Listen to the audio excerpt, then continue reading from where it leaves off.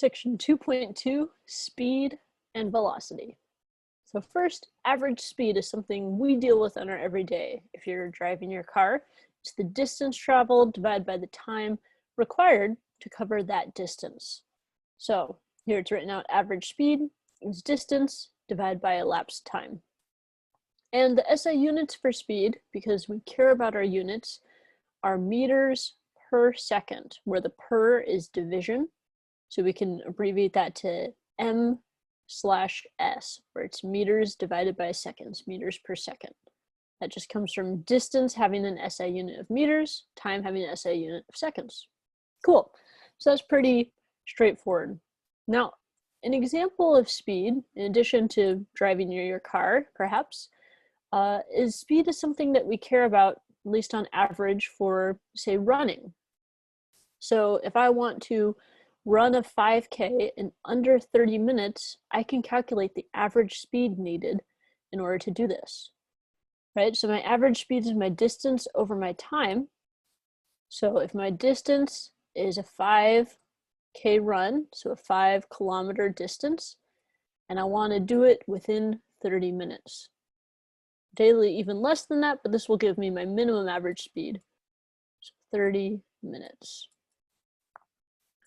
Well, if I divide this out, I will have something in units of kilometers per minute, which isn't usually how my brain works.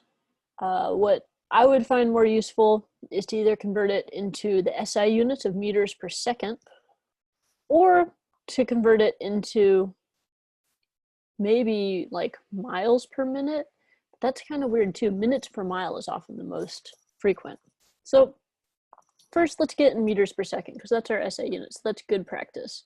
So if I have 5 kilometers all over 30 minutes, sorry, my writing is so bad. And then I first want to get my kilometers into meters. So that means I want to cancel the kilometers, so I'll put the kilometers in the bottom. I want to convert to meters, so I'll put that in top. And then I want to know, okay, how many meters are there in a kilometer, or how many kilometers are there in a meter?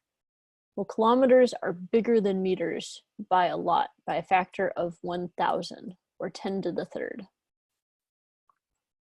Right, so there we have the kilometers to meters. Cool, kilometers now cancel, so that's a happy thing.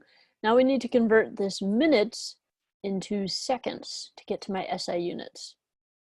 So let's see, if I want to cancel out the minutes is in the denominator, so I need to get minutes in the numerator, and I'm going to want seconds to be in the denominator. So now how many minutes are in a second, or how many seconds are in a minute?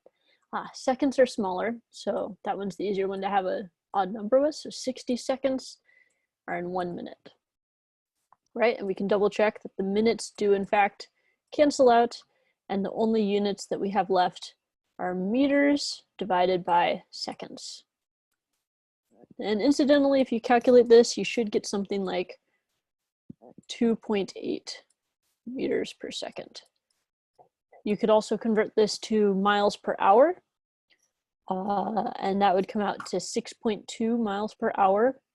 Or if you did more unit conversion work, you could show that it's 9.7 minutes per mile. And that's what runners often use most often, right? That I need to get below a 10-minute mile in order to have a sub 30-minute 5K.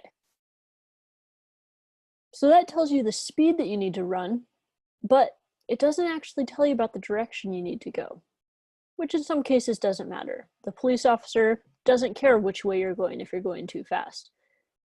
But if I'm running my 5K and I'm not running just that course, if I start running the wrong way, it's not going to matter if I'm running faster than 3 meters per second. I'm not going to get a sub 30-minute 5K.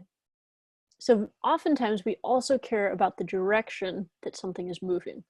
If we want to account for the direction, then we use something known as velocity. So the average velocity is the displacement divided by the elapsed time. This is a subtle difference. Speed, remember, was distance. Velocity is displacement, because displacement we saw has a direction, right? We mentioned that something had moved in the positive direction or moved in the negative direction. So there's direction associated with it, and that means the velocity can also have a direction associated with it, right? So we could write our velocity, and it has a bar over it for the average, and it also has an arrow over it to show that it has direction. That's a vector that's equal to x minus x naught, which is our displacement, delta x, divided by time minus time naught, which is our delta t, our change in time. Delta is a symbol that's just the change in, and it's always going to be like the final minus the initial.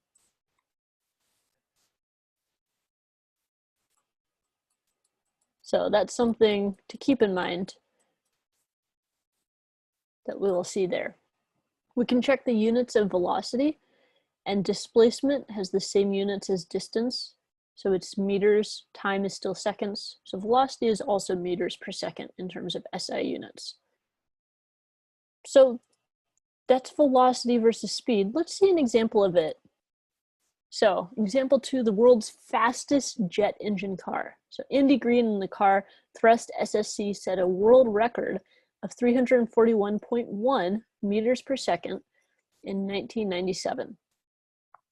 To establish such a record, the driver makes 2 runs through the course, 1 in each direction to nullify wind effects. So you can't just go drive with the wind and then be like, wow, look how fast our car is. From the data, determine the average velocity for each run. Right. So we know our average velocity, our v velocity with a vector, and then average with the bar on it is going to be our displacement, our delta x vector, divided by our time interval. And the reason displacement has a sign is we care if it's going in the positive or the negative direction. So notice in case A, the racer is moving in the positive direction for 1609 meters, which I think that's a mile. Yeah.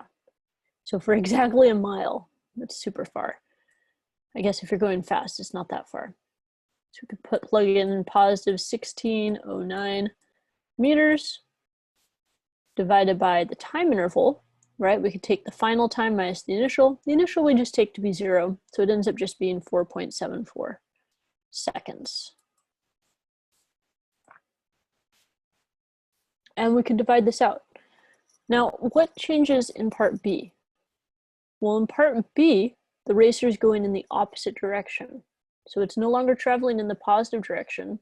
Notice it is now going in the negative direction.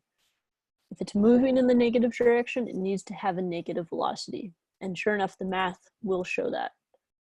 So in the positive direction, we get a positive 339.5 meters per second.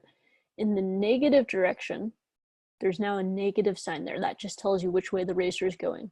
It's also a slightly different number, and that's because notice it's just a tiny fraction of a second less time. So the wind, which way do you think the wind was blowing? I'm gonna guess the wind was blowing in the negative direction. So there's an example of seeing the velocity and effect and how the positive or the negative sign tells you which way it is headed. Incidentally, this is also the first time a land vehicle was known to break the speed of sound.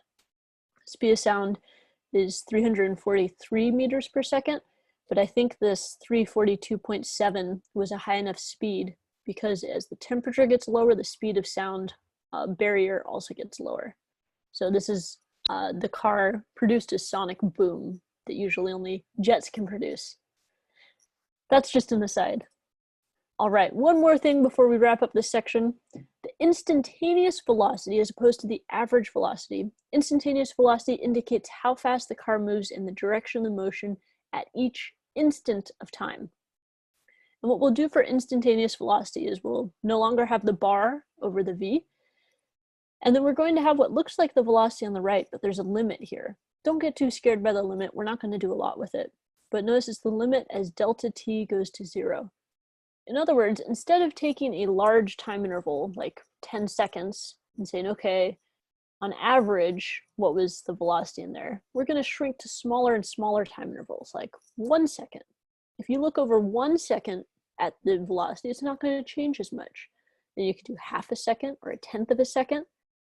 And all of a sudden, the changes in velocity get smaller and smaller to where you aren't averaging out some extreme values. And that's how you can have an instantaneous value to know at that instant it is going in this particular direction with this speed. So there we have an introduction to speed and velocity, where speed is how fast something is going, velocity is both how fast it's going and where it is going, which is an important thing to consider.